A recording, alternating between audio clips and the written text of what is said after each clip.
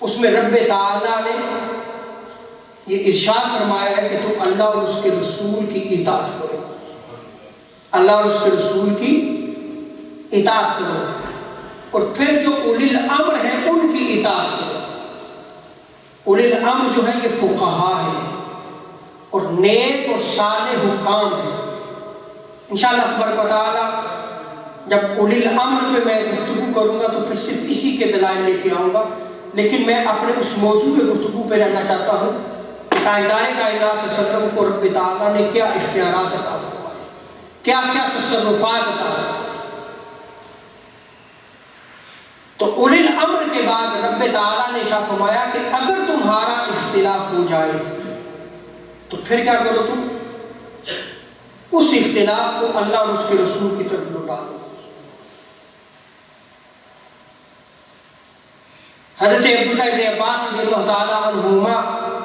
روایت کرتے ہیں کہ یہ آیت کریمہ حضرت عبداللہ بن حذافہ کے بارے میں نازل ہے۔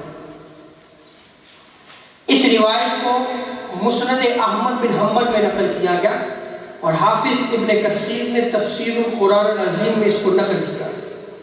اور امام جلال الدین سیوطی نے امام بخاری، امام مسلم، امام ابو داؤد اور امام نسائی کے حوالے سے اس کو بیان کیا ہے کہ تاجدار کائنات صلی اللہ تعالیٰ علیہ وسلم نے ایک چھوٹا سا لشکر بھیجا، اور مولالی کی روایت میں آتا ہے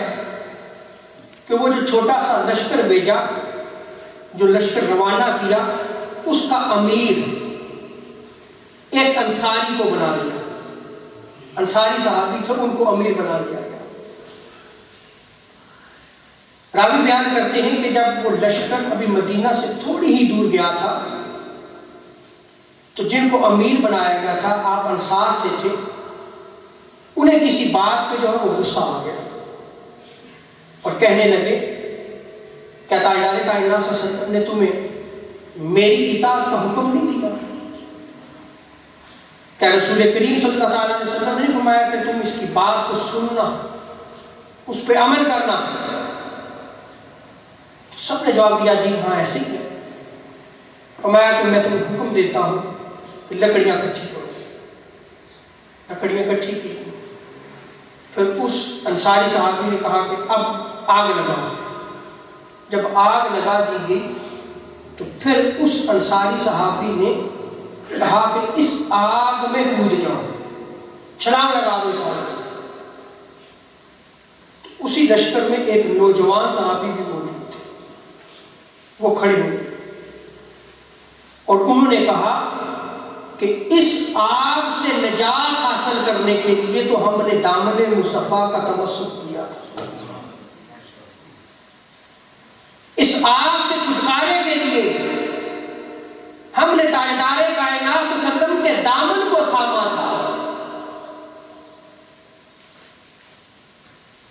اور آج ہم اسی آگ میں کود پڑے، ایسا ممکن نہیں۔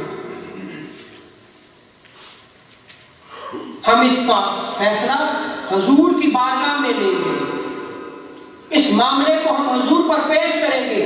اگر آپ نے حکم دیا تو پھر ہم بلا جھجک جو ہے وہ کود پڑیں گے۔ اللہ اکبر! صحابہ کرام کی محبت دیکھیں۔ آج بھی اگر عقیدہ صحیحہ لینا ہے تو وہ عقیدہ لو جو صحابہ کرام کا تھا، کہ صحابہ کرام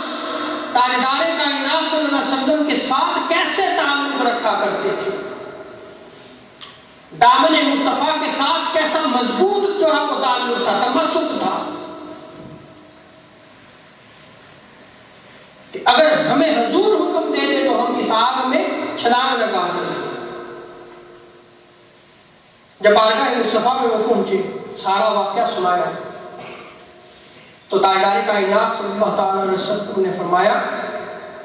کہ اگر تم اس آگ میں چھلانگ لگا دیتے تو پھر کبھی بھی اس آگ سے نہ نکلتے، ہمیشہ اس آگ میں جلتے رہتے، اس لیے کہ فرما برداری اور اطاعت صرف نیکی کے امور میں ہے، گناہ میں